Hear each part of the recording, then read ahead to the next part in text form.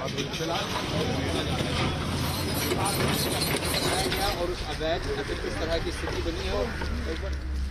दिल्ली में तुर्कमान गेट स्थित रामलीला मैदान के पास फैज़-ए-इलाही मस्जिद के आसपास आधी रात को अवैध अतिक्रमण हटाने की बड़ी कार्रवाई हुई।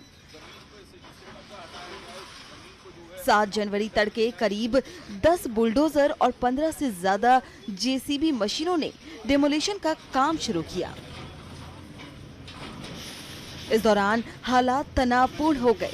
मस्जिद के बाहर बड़ी संख्या में लोग जमा हो गए और नारेबाजी करने लगे। पुलिस ने सभी रास्तों पर बैरिकेडिंग कर दी और लोगों को रोकने के लिए हल्का बल का प्रयोग भी किया, जिस दौरान यहां पत्थरबाजी भी हुई। आंसू गैस के गोलों का इस्तेमाल किया गया। इसमें 5 लोग घायल हैं, जिनका इलाज जारी है। साथ ही पत्थरबाजों पर अब बड़ी कार्रवाई होगी। डीसीपी सेंट्रल ने यहाँ क्या कुछ कहा, सुनिए।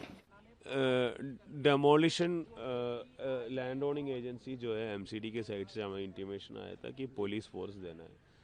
तो जैसे हमें इंटीमेशन आया था कि हम लोगों ने एरिया के लोगों को बुलाया था, इनको बताया कि ये कानूनी कार्रवाई है, तो इस एरिया के सारे लोगों को हमने कॉन्फ्रेंस में लिया था एंड हमें काफ़ी सपोर्ट भी मिले थे।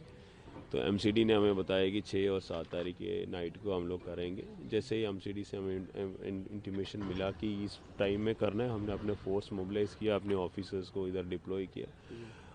उसके बाद जब डेमोलिशन स्टार्ट होने वाले थे, एमसीडी की जो पैराफर्नेलिया जेसीबी वो सब आने वाले थे, 150 के आसपास लोग इकट्ठा हो गया और फिर इनको हमने समझाया। उसमें मैक्सिमम लोग अपने घर चले गए, फिर भी थोड़ा सा कम some people actually try to create ruckus, थोड़ा सा मतलब पत्थरबाजी भी हुआ।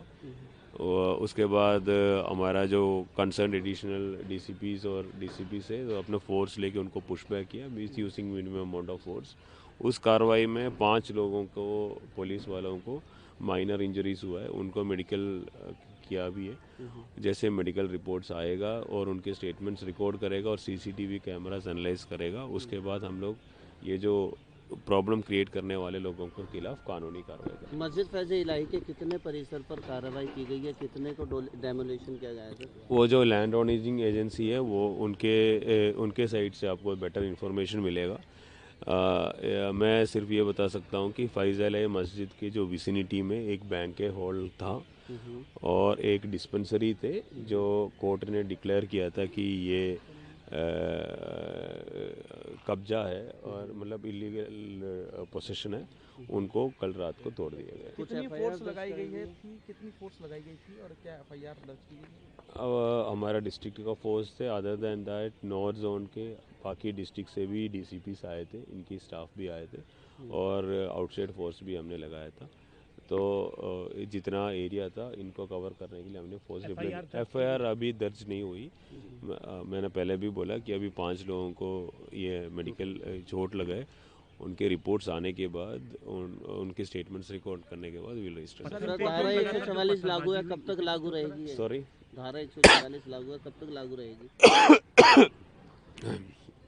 अभी इसको हम एनालिसिस कर रहे हैं।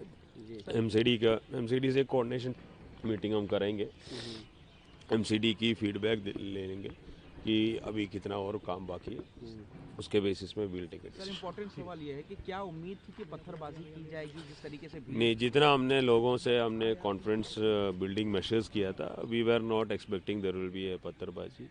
और इनफैक्ट आप अगर इस एरिया की पॉपुलेशन देखेंगे, पॉपुलेशन डेंसिटी देखेंगे, तो सिर्फ 100 के आसपास ही लोग इकट्ठा हुआ था।